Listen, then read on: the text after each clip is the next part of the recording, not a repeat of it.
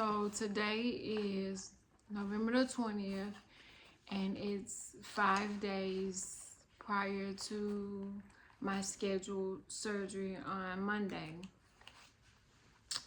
And yesterday I went to so this is part 4 because I made a part 3 at 5 this morning. Yesterday I ended up going to my pulmonary doctor, and I hadn't been to see him in 2 years, so he made a lot of comments, a lot of shady comments, like, well, what you come to see me for? You ain't been here in 2 years and this. But he's somebody that I really trust, and somebody that that's hard for me to say that I trust a physician 100%. So I told him, I said, well, I had to wear a heart monitor back in June through July for 30 days. After the heart monitor, they said that I needed a pacemaker. And, so then I also told him about the bubble test that I'd done that showed that there was a small hole in my heart that didn't close up after birth. So he had to go to a different hospital chart to look up the bubble test. He couldn't find it in there, but I was able to pull it up on my phone in my chart. And he was like, it's a weak, small, I wouldn't worry about that. But I had already saw the neurologist, I think back in August, and she said she would just leave it alone. So he was like, well, what do you want me to do? I said, well, I want you to look at it and tell me what you think. And so he asked me about being on a heart medication during the time that I was on the heart monitor. And I had completely forgot about the heart medicine, because just as quick as she put me on it, she snatched me off of it. So when I turned the heart monitor back in, I already knew they would take some weeks for them to give the results. Well, she called me herself on like a Monday morning early, and she was telling me the results of the heart monitor and to stop taking that medicine immediately. And I said, okay. And she was like, well, I think you may need a pacemaker, but I'm going to, send you to a specialist, let him look and see what he says. But she also said that she wanted me to do the heart monitor for another 30 days without the medication. And I had completely forgot, about this. But when the doctor yesterday asked me was I on the heart, I remembered that I was on heart. He was like, okay, so he pulled up the results from the heart monitor, and he saw that my heart rate some days had dropped to like 39. And he said the heart medication that I was on at the time has a tendency to do that. That's one of the side effects. When I went to the neurologist, I was telling her, I was feeling a little dizzy, a little fatigued, like I felt terrible. And she was like, well, it takes about 30 days for the medicine to get in your body to start working, And so I was like, no, she said 90 days. So it would take 3 months for it to get in there and start doing something. So imagine if I had stayed on that heart medication for 90 days and it kept dropping my heart rate. I never did get to wear the heart monitor for the second time. There was some miscommunication where the regular cardiologist didn't follow up with her staff to get me to come in to get the second monitor. And then when I did get the second monitor, by the time that I met with the specialist, he was like, I don't even need any more data from the heart monitor. You need a pacemaker. And so sitting with the lung doctor yesterday, and he was pulling up reports, and he pulled up the EKG, and he compared the last EKG, which I had on November the 7th, which was the day after my birthday, which was the day that he definitely said this surgery would be scheduled for the 25th. That EKG was normal. So he said that there were like 3 normal EKGs since I had been off the heart medication, and that he said, I am not, I repeat, I am not a cardiologist. I knew that going in. I didn't go in asking for his cardiology opinion. But he said, I wouldn't recommend the pacemaker unless you get the heart monitor repeated. You repeat the heart monitor while you're not on anything. Your blood pressure is coming down. It looks better. So keep taking that.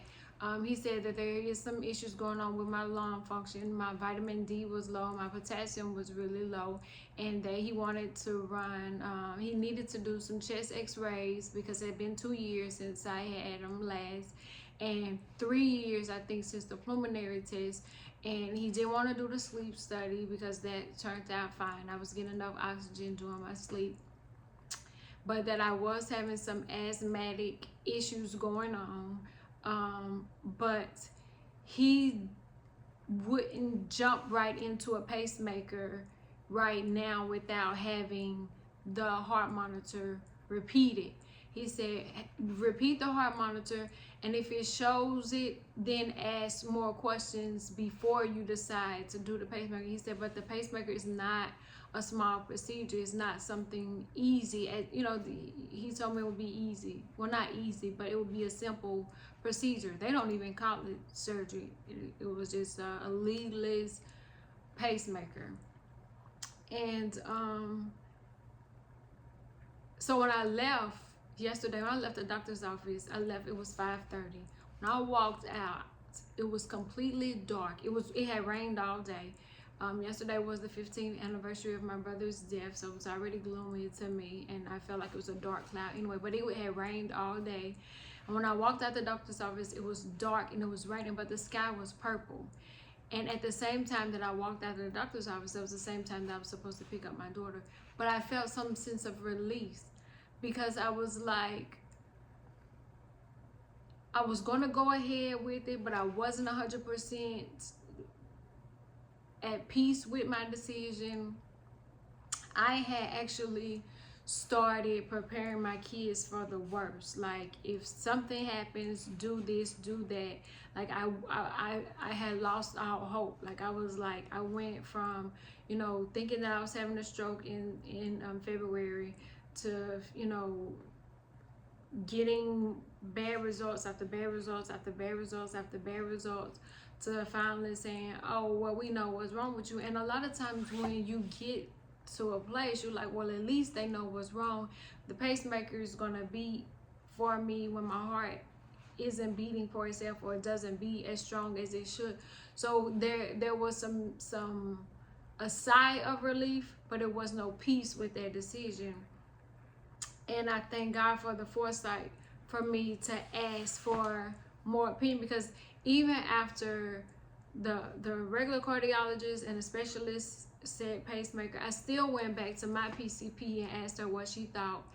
And even after talking to her, I woke up out of a dream or out of my sleep with a message from God, and God was like, I need you to go talk to the lung doctor and ask him what he thinks, get his professional opinion and his personal opinion, and see what he thinks. And so although I felt like, okay, so it's not the end of the world, for me, because I pretty much was like, that's it. And then I couldn't sleep. Like, I from the time that I left the doctor's office at 5:30, I rushed to get my daughter from school. There was traffic, there was rain, it was dark at 5:30. Like, when I say dark, like, now it's not dark, it's light outside. But yesterday it was dark, and then it was raining, traffic was everywhere, there was a plane crash. It was so much going on that even once I got home, she left, I got ready for bed, I could not sleep. I tossed and turned all night. I don't remember what I dreamed. I don't remember being, like, I did not get any sleep. I was just so upset, so nervous, so uneasy that I was unable to sleep. And I still don't know how today. Like, I was like, I still can't lay around today. I have to be doing something.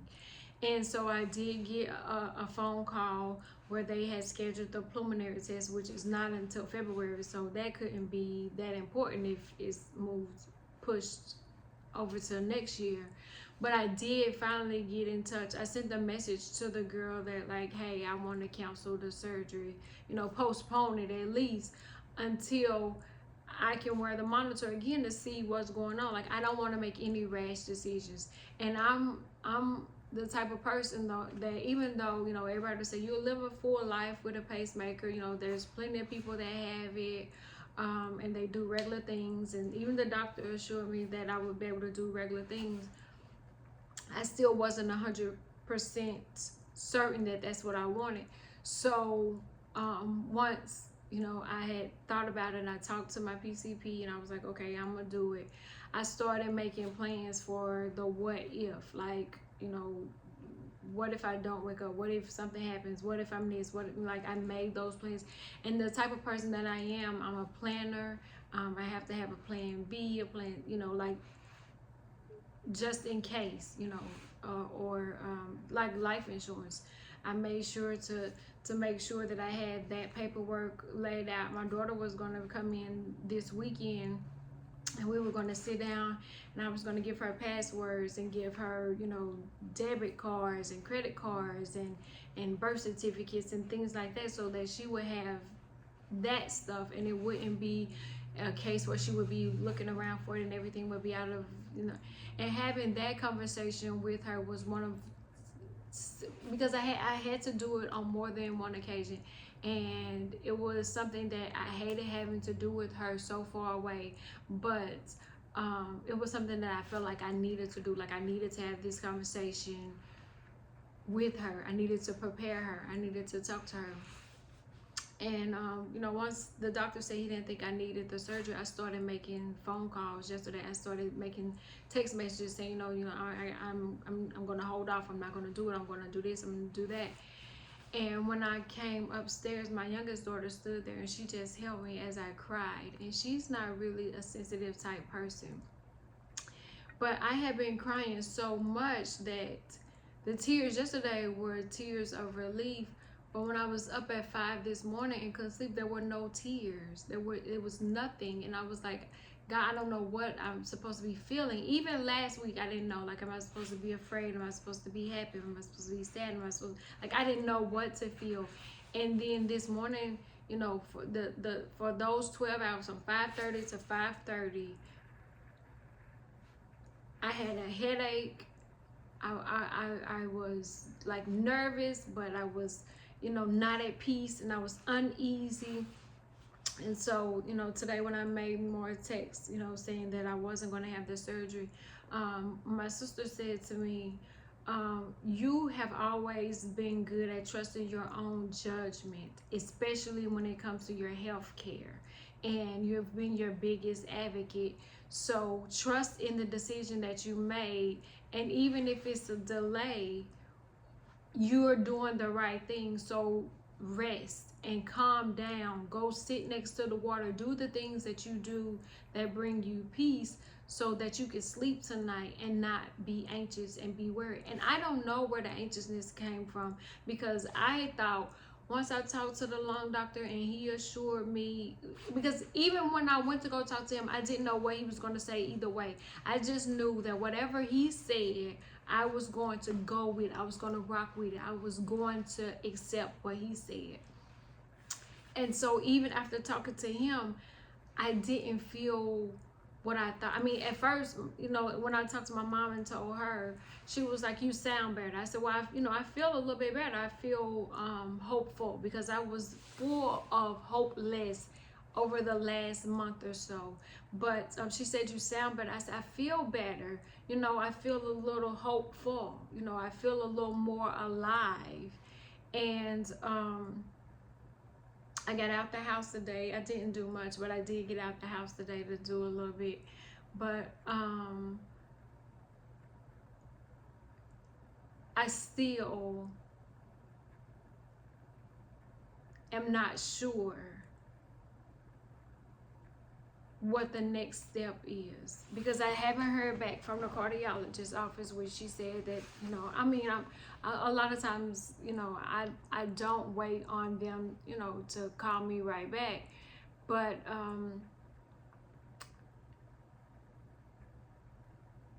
I'm at the question mark period. Like, I don't know what to do. I don't know to be relieved. I don't know to be happy. I don't know to be sad. All I know is to be numb, I guess is what I feel. Just numb. um I feel grateful that I had the foresight to get another opinion on top of the other three opinions, if you can count those as three opinions.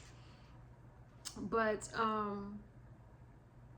so I'm grateful for that. I'm grateful that I listened to myself. I'm grateful that I listened to my gut instincts. And I'm grateful of my tribe that reminded me that, you know your body, you know you. And if it didn't feel right, then you're doing the right thing. So I don't know what the doctor may say tomorrow. I don't know what the doctor may say next month. I don't know what the heart monitor would say. But what I would say to anybody that may be facing something difficult, and not only facing something this difficult with your health, I'm the type of person that I like to carry my burden by myself. So a lot of people didn't even know that I was going through what I was going through. So I carried it, and I carried it alone. And the only person, I didn't try to lean on my daughter, but I did want to prepare her, which was the toughest, the hardest, worst, most difficult thing that I, as a parent, I think I've ever had to do. But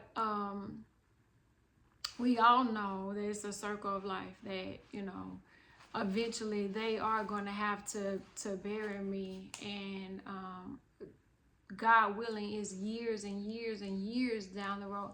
I was listening to two of my friends at my birthday celebration talk about their grandkids, and I was thinking, God, I want to live long enough to spoil my grandkids, to have time with my grandkids, to be the type of grandmother that my grandmother was. And whatever I have to do to get there, I'm going to do it. I did have to make some sacrifices, and it's some things that I had to give up. But to give me another day, to give me more time, because that's always been my prayer.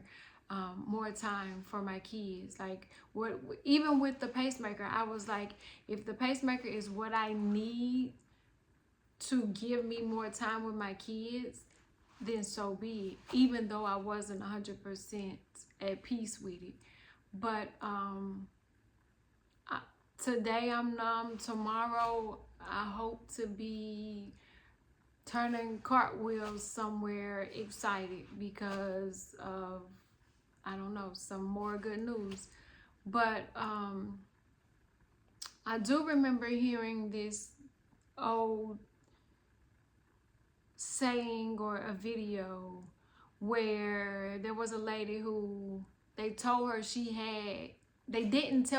had cancer, and she was okay. Like, the family knew, but they didn't tell her. So it was like the mom. So the kids knew that the mom had cancer, but they didn't tell the mom. And because they didn't tell the mom, her mind didn't accept it, so her body didn't start to act as though it had cancer, and she ended up being fine.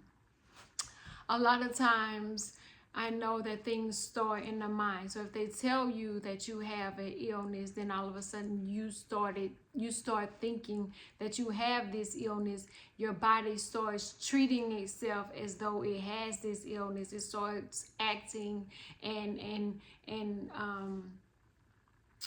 preparing for this illness. And so mentally, I had started to be there. I had started to get, down, depressed, and I'm in therapy, and I was twice a week. I'm asking her, like, what the fuck is wrong with me? Like, why am I supposed to be, like, how am I?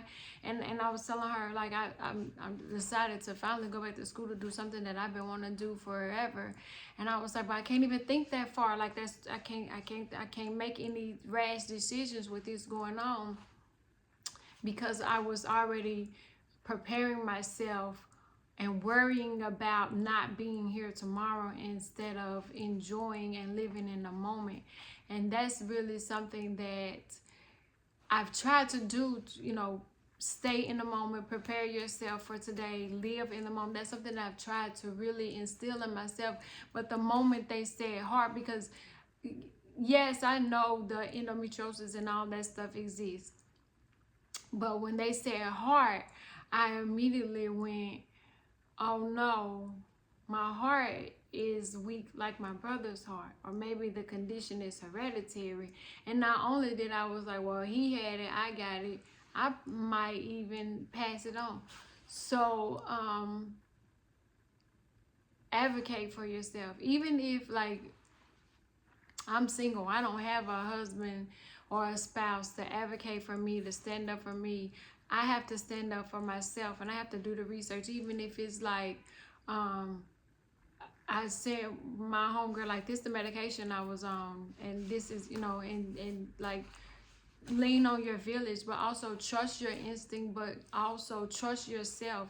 Don't accept it, because God has the final say. And although I was listening to man, and I had done everything but damn dug my own grave and laid down in it. I had completely checked out. I shut myself off from the world.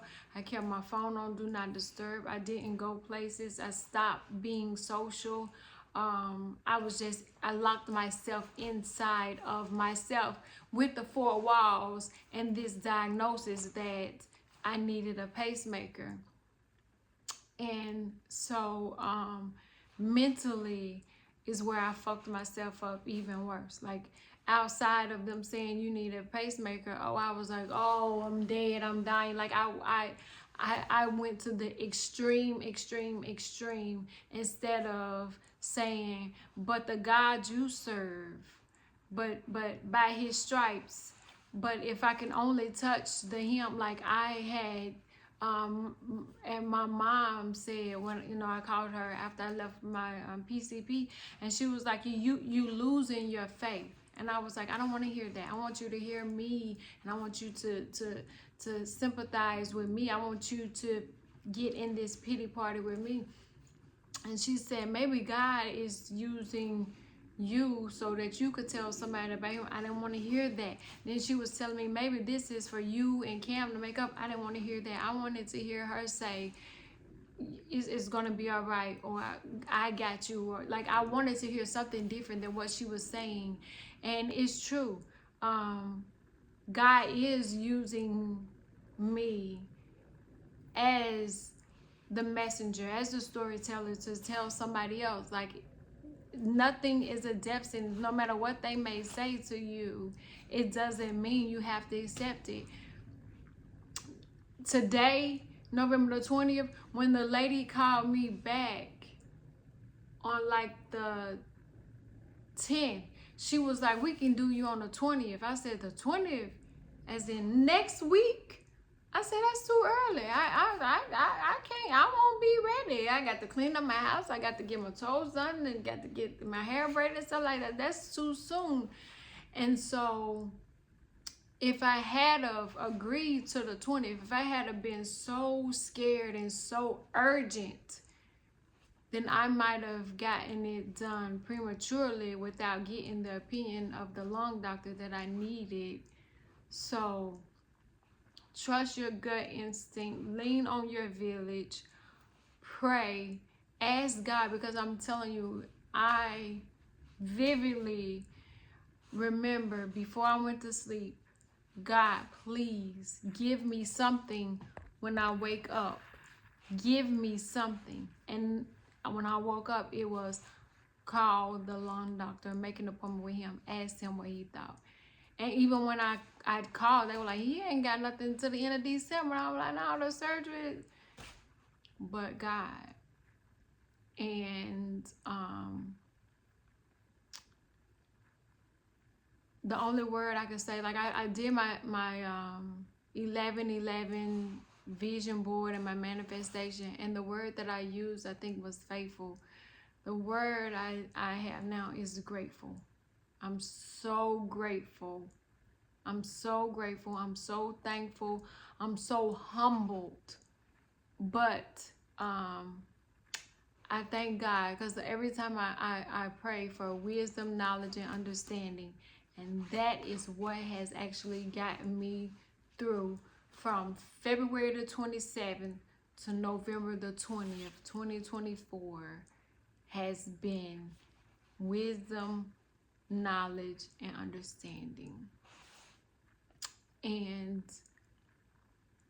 my faith has been restored. It was rocky there for a minute, but my faith has been restored because I know that I know that they are practicing medicine. They don't know it all. And sometimes we put our trust in them because they have a degree instead of putting your trust into who you are, what you know, and what you will and won't accept. And again, I don't know. Like, I still don't know. Like, I could go back on the heart monitor and it could still show the same thing. I don't believe it will, because when I went into the MRI, I believed in my heart of hearts that the MRI was going to be normal. And it was. But renewed faith is the word that I could say. Renewed faith, renewed that's gonna be my renewed. That's gonna be my word. So if you're looking for somebody that, oh, what's that song? I'm just a nobody trying to tell somebody or everybody about somebody who can save you. I am a walking, living, breathing testimony of what renewed faith can do.